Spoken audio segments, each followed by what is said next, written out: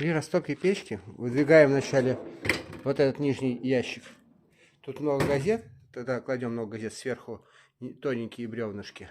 И самое главное, вот два режима этого штыря. На себя и от себя. Надо при растопке туда утопить. Утопить туда вовнутрь, чтобы непосредственно вот этот вот весь дым, пар шел прям сразу в трубу. То есть по прямой. Отсюда и в трубу. Для большей тяги вот эту открываем. Образуется больше подачи воздуха. То сейчас немножко дымится, сейчас протапливается. Сейчас это все туда улетит в трубу. Весь дым. Смотрим, смотрим, смотрим.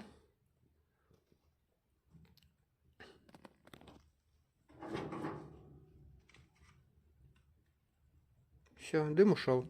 Тяга наладилась. Повторяю, для большей интенсивности топления надо вот эту дверку открывать. Но пока мы сейчас не торопимся. Хотя пусть дом протопится. Я открою по максимуму. И вот здесь еще щелочки тоже.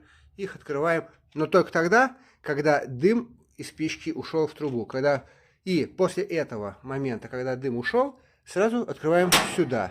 Тогда тепло идет вокруг всей печки, вот по всей печке так по кругу идет. И лишь потом в трубу. Не по прямой отсюда сразу туда, а контуром.